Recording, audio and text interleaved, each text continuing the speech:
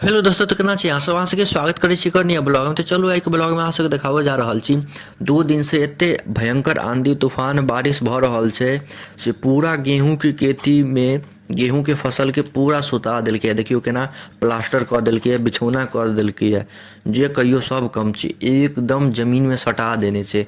एहन गहूम के बर्बादी भेलै एहि बेर, की बताउ। अखन तऽ एके गो खेत अहाँके देखा रहल छी, अहाँ सब बस लास्ट तक बनल रहू न। एहन कए गो खेत हम देखायब, ई सब हम अपने खेत देखायब। अखन तऽ दोसर के खेत हम देखेबो नहीं करब, हम खाली अपने खेत देखायब हमर कते बर्बादी भेलै है गहूम के से। देखियो एकदम एगो गाछ नहीं उठल छै, एते भयंकर सुता देलकै है। आ 2 दिन से लगातार अनसीजनल बारिश, आंधी तूफान एहन भयंकर भऽ रहल छै जेना लगै छै कि अथी बारिश के मौसम आबि गेलै है, ओहन लागि रहल छै। देखियो पूरा सुता देने छै, देखियो केहन भयंकर सुता देलकै, एते बेकार लागि रहल छै की बताउ। ई अनसीजनल बारिश तऽ तते नुकसान केलकै किसान के, खासकर हमरा तो और भयंकर नुकसान केलकै है। देखियो पूरा सुतेने छै, ई 6 कट्ठा के कोला छै, एहिमे पूरा सुता देलकै। ई देखियो 9 कट्ठा के कोला छै, इहो हमरे छै। अहियोमे पूरा सुता देलकै, जाहिमे जोरगर गहूँम छलै ओहिमे सुता देलकै। हर बेर हमर कोनो बढ़िआँ गहूँम नहि होइ छलै, एहिबेर कनिक बढ़िआँ गहूँम भेल रहै भगवानके कृपासँ, तऽ भगवानके मंजूर नहि भेलै, पूरा गहूँमके सुता देलकै। देखियो पूरा गहूँम दुनू बगल सुतल छै, दुनू बगल हमरे खेत छै, इहो हमरे छै ओहो हमरे छै। आ दुनू बगल तेहन सुता देने छै, एकटा गहूँम नहि उठल छै, देख रहल छियै। एते भयंकर सुता देने छै, एहिमे रीपर जो घुसबो नहीं करते, पूरा गहूँम बर्बाद भऽ जेतै। और अहाँ सबके लगैत हैत ई गहूँम बर्बाद केना हेतै? बर्बाद हम बताबै छी केना हेतै।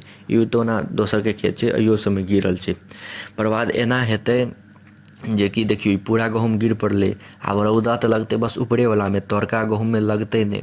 अब ई एकर बाइल सब टूटि गेलै, ई तुरत्ते पाकि जेतै। ई देखियो दोसर कोला छै, दोसर कोला में एलियै, एतौ देखाबै छी। जे सब कनिक पाकि गेल छलै ओ कनि कम गिरलैए, आ जे हरियर छलै ने ओ बहुत ज़्यादा गिर गेलै। लेकिन तैयो देखियो ई पाकल छै तऽ एहिमे कनि कम गिरल छै। गिरल छै, गिरल हर कोला में छै, हर खेत में गिरल छै गहूँम, लेकिन कम या ज़्यादा से गिरल छै। अगर हरियर यऽ तऽ ज़्यादा गिरल यऽ, अगर पाकि गेल यऽ तऽ कनि कम गिरल हैत।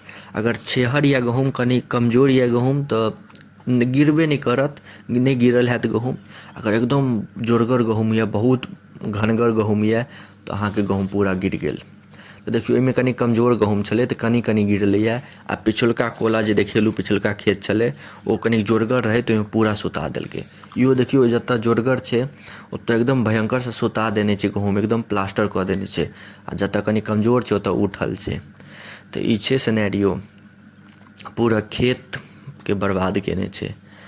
हमरा तऽ खासकर ई अनसीजनल बारिश तऽ बहुत नुकसान केलकै। एहिसँ पहिले केराके घर पर छलै 3 गो केराके घौर, तीनू केराके घौर खसि पड़लै। ओकरो हम ब्लॉग डालने छी, जे सब नहि देखने हैब जाकऽ जरूर देखब।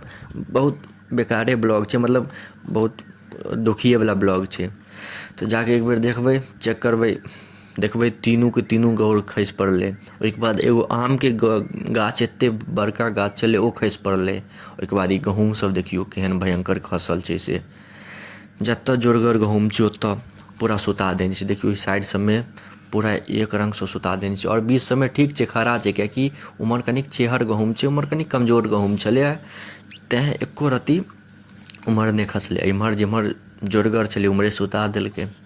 आब देखियो ई रीपरसँ कटेबै तऽ बाइल टूटि कऽ खसतै। ऊपरसँ की हेतै जे पूरा नहि कटेतै, आधा पर सँ गाछ कटेतै तऽ भुस्सा कनि कम हेतै। देखियो कनि कमजोर छलै। ई सब हमरे कोला छै, जतेक हम ई वीडियोमे अहाँके देखा रहल छी सबटा हमही खेती केने छी, मतलब ई सब सबटा हमरे खेत छै, अपन खेत।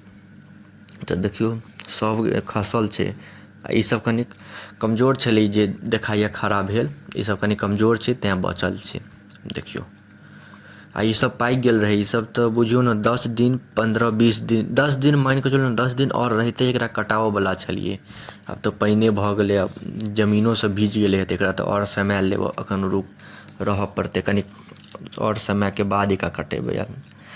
कियाकि अब देखियो पूरा सुखा गेल छै, पूरा पाकि गेल छै गहूँम। अभी कटाबऽवला छलै, एकदम तैयार करऽवला छलै। एतेक सुन्दर गहूँम छलै की बताउ, सबके गिरा कऽ नाश कऽ देलकै।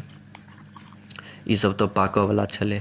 एहि समय तैयो कम गिरलै देखै छियै, किएकि ई पाकि गेल छै, हौला भऽ गेल छै गहूँम, तऽ कम गिरलै। हरियर जे छै ने ओहिमे की होइ छै ने, बालि सबमे रस रहै छै तऽ भारी रहै छै तऽ गिर जाइ छै।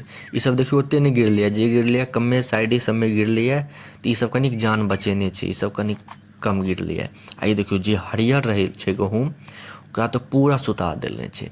जतऽ हरियर हैत, जतऽ जोरगर हैत, ओतऽ पूरा सुता देने हैत गहूँमके। अहाँसब कमेंट कऽ कऽ बताउ अहाँसबके इम्हर केहन अइ, अहाँसबके इम्हर बारिश भेल कि नहि भेल। अहाँसबके इम्हर अगर बारिश भेल तऽ गहूँम सब सुतल या बचल यऽ। किसानके तऽ पूरा जान मारि लेलकै अनसीजनल बारिश। पता नहि कहाँसँ एहन अनसीजनल बारिश भऽ गेलै, एकदम जेना लगै छलै बरसातके मौसम आबि गेलैए, एहन बारिश भऽ रहल छलै। आइ रौदा उगलैए तऽ आइ सोचलहुँ अहाँ सबके हम देखा दिअ। एखन तऽ पूरा खेत भेबो नहि केलै, एखन ई 2 पार्टमे ब्लॉग आयत। ई पहिल पार्ट यऽ, एगो आओर पार्ट आयत। ई सबटा देखियौ, सबटा हमरे कोला छै। आ देख रहल छियै सबमे केना गिरल छै, केना गिरा देने छै एकदम भयंकर तरीकासँ। आइ तऽ पूरा मूडे खराब भऽ गेलै देख कऽ, देखले नहि जाइए, एतेक बेकार लागि रहल छै की बताउ। देखले नहि जाइ छै, देखियौ केना सुतेने छै, प्लास्टर कऽ देने छै। प्लास्टर जे कहै छै ने से प्लास्टर कऽ देने छै गहूँमके। जतेक गहूँम छलै ओहिमे सब आधा गहूँम हेतै, सबमे हिन्नी भऽ जेतै, सब छोट छोट गहूँम भऽ जेतै। तऽ अहाँसबके एतेक देर तक देखऽके लिए धन्यवाद। नीक लागै तऽ लाइक, कमेंट, शेयर, सब्सक्राइब जरूर करब। मिलै छी अहाँ सबसँ अगला नेक्स्ट पार्टमे। धन्यवाद।